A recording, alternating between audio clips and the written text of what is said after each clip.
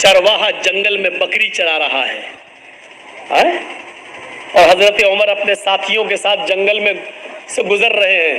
उमर फारूक के साथियों ने कहा भूख लग रही है, कुछ खाना बना लिया जाए। तो कहा चलो ये चरवाहा बकरियां चरा रहा है, इससे एक बकरी खरीद लेते हैं।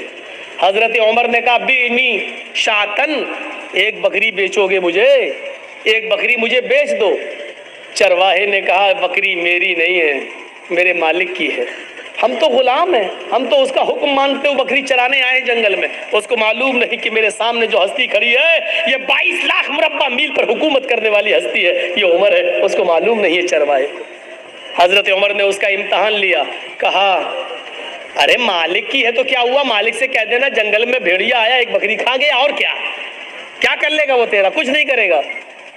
और हम खाल उतार के तुझे दे देंगे, उसमें खून लगा लेना, कह देना देख लो ये खाल छोड़ गया। उस चरवाहे ने कहा खामोश। हजरत उमर से आप थोड़ी ऊंची आवाज में यूपी में बोल के देख लो,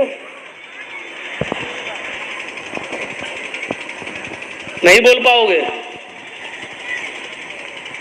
देखा मौलाना कलीमुद्दीन साहब को गिरफ्तार कर लिया गया मेरठ से। क्या हुआ कि 15 साल पहले ये गैर मुस्लिमों की किताबों से हवाले देते थे और गैर मुस्लिमों को मुसलमान बनाते थे पैसे का लालच देकर। लीजिए, इस इल्जाम में एक जंगल में हाथी भाग रहा है। चूहे ने पूछा अरे भाई क्यों भाग रहे हो, कब सुना नहीं पुलिस ऐलान कर रही है कि जो भी भैंस पकड़ी जाएगी उसको काट दिया जाएगा। तो चूहे ने कहा भाई ऐलान तो भैंस का हुआ है कि तुम क्यों भाग रहे हो, तुम भैंस थोड़ी हो। हाथी ने कहा अगर पुलिस ने हमको पकड़ लिया तो 20 साल तो ये साबित करने में लग जाएगा कि मैं भैंस नहीं हूं। यही सूरत हाल है हमारे इस मुल्क की। अभी एक पुलिस वाले आए, कोई भी एक इल्जाम लगा के अंदर डाल दो, 10 साल की पहले जमानत नहीं हो रही है, छूट नहीं रहे, 10 साल जेल में, 10 साल के बाद पता चलता है मौलाना जर्जीस को बाइज्जत बरी किया जाता है, कोई सबूत नहीं मिला। 10 साल हमें ये साबित करने में लग जाता है कि हमने ये जुर्म नहीं किया। डॉक्टर कफील साहब देख रहे हैं हमारे गोरखपुर के अंदर, गिरफ्तार कर लिया गया, रासुका देशद्रोही का मुकदमा लगाया गया। हाई कोर्ट 6 महीने के बाद, 8 महीने और 9 महीने के बाद उनको बेल देती है और ये कहती है कि डॉक्टर कफील के भाषण में, उनकी तकरीर में ऐसे कोई जुमले नहीं मिलते जिससे देशद्रोही साबित हो।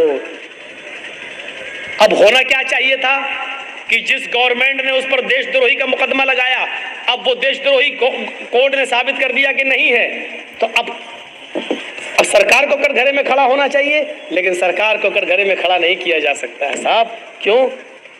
सरकार, यह सूरत हाल है आज हमारी। आप कहते हैं कि मौलाना साहब गैर मुस्लिम लोग भी आए हुए, मंत्र पढ़िए। हमारे पास नोटिस आता है कि आप दीनी जलसों में जाते हैं, सुप्रीम कोर्ट का नोटिस मेरे पास आता है कि आप पढ़ते क्यों हैं ये रामायण और गीता, आपको क्या मतलब है इससे? ये सूरत हाल है। और याद रखना, जासूस गैरों में नहीं होते, अपनों में होते हैं। एक बात याद रखिएगा, हम पढ़ दें 2-4 मंत्र, आप ही के यहां से जो जासूसी निकलेगी। और थाने में मौलाना साहब ने सुप्रीम कोर्ट का नोटिस आने के बाद भी मंत्र पढ़े हैं।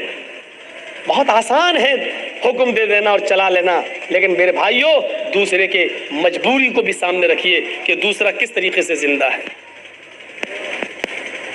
यही चीजें चढ़ा चढ़ा कर डॉक्टर जाकिर नाइक को आज कहां जाना पड़ा बेचारे। आज हिंदुस्तान के अंदर नहीं, मलेशिया में उनको पनाह लेना पड़ी। किसने साथ किया?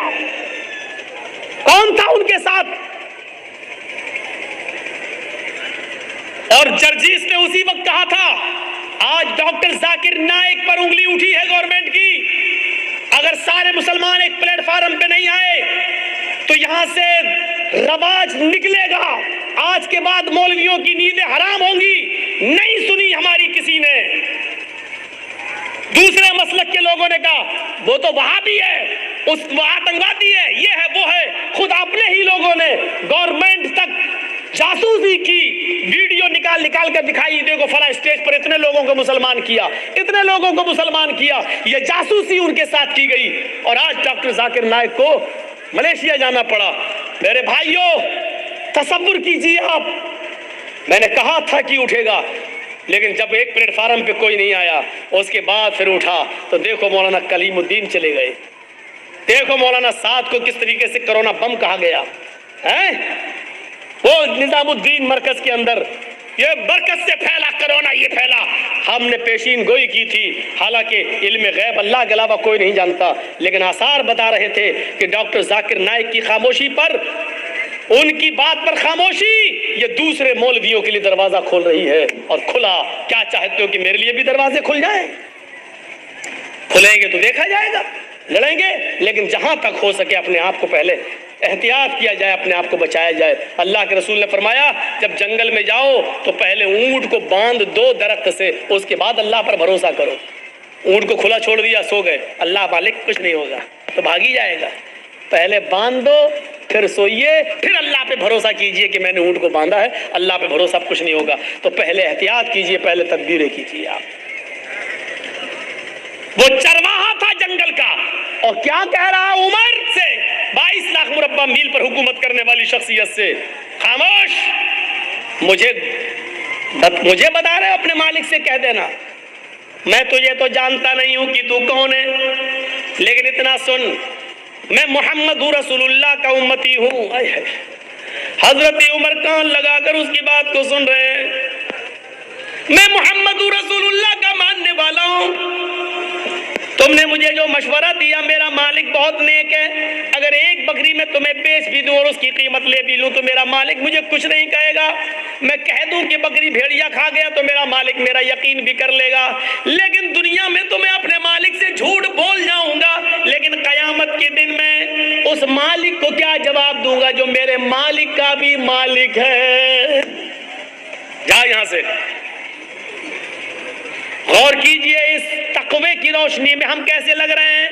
लाल बथानी के लोगों, ईमानदारी के साथ बताना, इस चरवाहे के तकवे की रोशनी में हम कैसे लग रहे हैं। हम अपने गरीबान में बटन खोल कर जरा झांके तो हम कितने % मुसलमान नजर आ रहे हैं। इस वाक़े की रोशनी में जरा अपने ज़मीर को झंझोड़ कर देखें कि हम कहाँ खड़े हैं। हम अपने आप को मुसलमान कहलाने के लायक हैं भी या नहीं है, जरा गौर करके देखें। हम अपने ज़मीर से जरा पूछें, अपने ज़मीर से जरा सवाल करें, अपने दिल से जरा पूछें। मैं ये नहीं कह रहा हूँ हम मौलवी भी गुनाहगार हैं, हम लोग भी गुनाहगार हैं, मौलवी भी इंसान होता है, फरिश्ता नहीं होता है। गलती आपकी नजरिए की है, आपने मौलवियों को फरिश्तों की नजर से देखना शुरू कर दिया है, आपने मौलवी को फरिश्ते की नजर से देखना शुरू कर दिया है। नहीं नहीं, मौलवी फरिश्ता नहीं होता है, वो भी गलती कर सकता है, वो भी खता कर सकता है, उससे भी गलती और खता होती है, इंसान है हम। जब अल्लाह के नबी कह रहे हैं कि मैंने मारने के लिए मिसवाक उठाई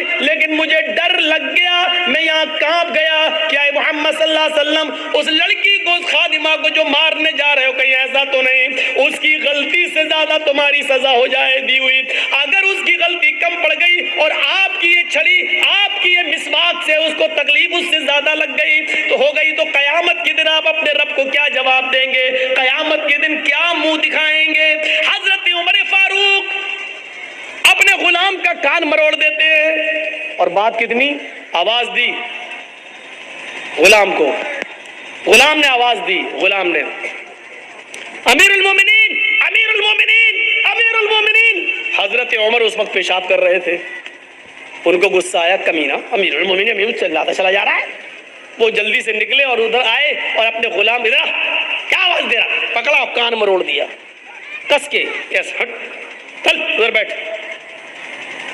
उस गुलाम ने सिर्फ इतना कहा, अमीरुल मोमिनीन मैं आपका खादिम हूँ, आपका गुलाम हूँ, आपने मेरा कान जो मरोड़ा है, मुझे ऐसा लगता है कि मैंने कोई गलती नहीं की है, लेकिन अगर आपको लगता है कि आपने जायज सही वजह से, सही रीजन की वजह से आपने मेरा कान मरोड़ा है तो ठीक है, लेकिन एक बार गौर कर लेना कि आपने मेरा कान सही मरोड़ा या गलत, और कुछ नहीं, इतना कहा।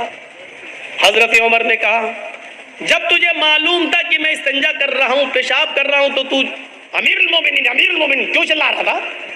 اس نے کہا امیر المومنین، اس ذات کی قسم جس کے قبضے میں میری جان ہے، اگر مجھے معلوم ہوتا کہ آپ فلاں جگہ بیٹھ کر استنجا کر رہے ہیں، پیشاب کر رہے ہیں، تو میں آپ کو نہیں بولتا۔ میں اتنا پاگل نہیں ہوں کہ دیکھ لوں کہ کوئی آدمی پیشاب کر رہا اور اس کے باوجود بھی چلاتا رہوں۔ مجھے معلوم ہے کہ بغیر استنجا کیے ہوئے کوئی آ ہی نہیں سکتا ہے، تو میں کیوں چلاتا؟ مجھے نہیں معلوم تھا۔ حضرت عمر نے کہا تم ٹھیک کہہ رہے ہو، ادھر آؤ۔ جتنی زور سے میں نے تمہارا کان مروڑا ہے، تم بھی میرے کان کو اتنی تیز، اتنی سختی کے ساتھ تم بھی مروڑ لو۔ اس نے کہا امیر المومنین، آپ کو اپنی غلطی کا احساس ہو گیا، ہم نے آپ کو معاف کر دیا۔ حضرت عمر کہتے ہیں نہیں، اب تو میں اس کان کو مروڑ کر اپنا بدلہ لینا ہوگا۔ اس نے کہا میں نے معاف کر دیا۔ کہا نہیں، تم مجھے اس لیے معاف کر رہے ہو کیونکہ میں تمہارا مالک ہوں، میں تمہارا آقا ہوں، تم میرے غلام ہو، اس لیے میرے ڈر سے تم معاف کر رہے ہو۔ اس نے کہا میں اللہ کے لیے آپ کو معاف کر رہا ہوں۔ کہا نہیں نہیں، میں انتقام دوں گا، تم اپنا بدلہ لے لو۔ جب حضرت عمر نے ضد کی تو اس نے کان مروڑ دیا۔ حضرت عمر کو معلوم تھا کہ میں نے اس کا کان کتنی تیز مروڑا۔ کہا اور تیز، اور تیز۔ نہیں، ابھی بھی تم رعایت کر رہے ہو، اور تیز۔ جب حضرت عمر کو لگا کہ ہاں اتنا تیز میں نے اس کا کان ایٹھا ہوگا، تو حضرت عمر فاروق کان کو ایڑواتے جا رہے ہیں اور کہتے جا رہے ہیں اے عمر دیکھ لے تیری اوقات کیا ہے، اے عمر دیکھ لے تیری اوقات کیا ہے، تیری حیثیت کیا ہے۔ ایک معمولی غلام تیرا کان مروڑ رہا ہے اور تو اپنے آپ کو امیر المومنین سمجھ رہا ہے، اپنے آپ کو حاکم سمجھ رہا ہے، اپنے آپ کو امیر المومنین تصور کر رہا ہے۔ اس طریقے سے جملے کہہ کہہ کر اپنے تکبر کو ختم کرتے تھے کہ تکبر ہمارے اندر نہ آ جائے۔ ایک معمولی غلام تمہارا کان پکڑ کے ہینٹ رہا ہے اور تم اپنے آپ کو امیر المومنین سمجھ رہے ہو۔ یہ اسلام کی تعلیم کا، تعلیمات کے اثرات تھے جو صحابہ کرام کی زندگی پر مرتب ہوئے۔ میرے بھائیوں، ایک ہلکا سا کان مروڑ دیا تو اس کا بھی بدلہ دے رہے ہیں۔ ہم نے کتنے لوگوں پر ظلم کیے ہیں، کبھی ان کی امانتوں کو واپس کرنے کی کوشش کی ہے، کبھی آپ نے معافی مانگنے کی کوشش کی ہے۔ یاد رکھنا، مولانا جرجیس 15-16 سال کے بعد اس لال بتھانی میں آئے ہیں۔ 16 سال کے بعد ہم جو آئے ہیں آپ کی اس بستی میں، 15 سال کے بعد، 15 سال کے بعد، 15 سال پہلے جنہوں نے میرا پروگرام سنا تھا اور 15 سال کے بعد آج جو پروگرام سن رہے ہیں میرا، یہ 15 سال کی جرجیس کی زندگی چیخ چیخ کر یہ کہہ رہی ہے کہ آئے جرجیس، تو اپنی زندگی کے 15 سال کم کر چکا ہے۔ اللہ نے تیری زندگی میں جتنے دن لکھے تھے، اب ان دنوں میں تو 15 سال کم کر چکا ہے۔ جن لوگوں نے 15 سال کے بعد آج میری تقریر سن رہے ہیں، ان کی زندگی چیخ چیخ کر کہہ رہی ہے کہ وہ بھی اپنی زندگی کے 15 سال کم کر چکے ہیں۔ تمہاری اور میری زندگی چیخ چیخ کر کہہ رہی ہے کہ جرجیس اور اے لال بتھانی والوں، تم 15 سال اپنی قبر کے قریب ہو چکے ہو، تم اپنے اصلی منزل قبر کے قریب جا چکے ہو۔ اب تمہارے اور قبر کے درمیان زیادہ فاصلہ نہیں، اس دوری میں 15 سال کی کمی ہو چکی ہے۔ نہیں، اس سے بھی بڑھ کر ایک اور بات، 2 ہی ٹھکانے ہیں ہمارے اور آپ کے، یا تو ہم اور آپ جنت میں جائیں گے یا جہنم میں، بس تیسرا کوئی ٹھکانہ نہیں۔ کسی سے بھی پوچھ لو تیسرا کوئی ٹھکانہ ہے؟ نہیں، ایک ہی 2 ہی ٹھکانے، جنت یا جہنم۔ ہم اور آپ یا تو جنتی یا جہنمی۔ اللہ کے ہاں حساب و کتاب پورے اترے جنتی، ناکام ہو گئے تو جہنمی۔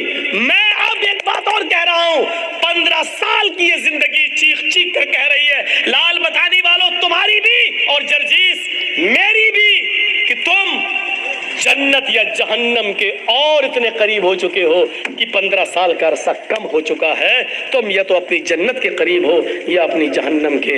جنت کے آثار تو دکھائی نہیں دے رہے ہیں، جہنم کے آثار تو بالکل ظاہر نظر آ رہے ہیں۔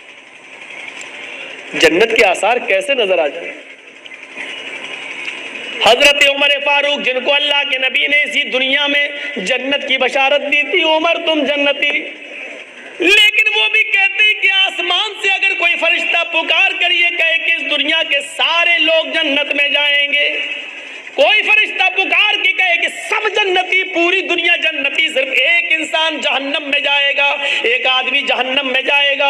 हजरत उमर कहते हैं अगर फरिश्ता ये कहते कि सब जन्नती एक जहन्नमी, तो मैं ये समझूंगा कि जहन्नम में जाने वाला वो एक जहन्नमी कहीं मैं तो नहीं।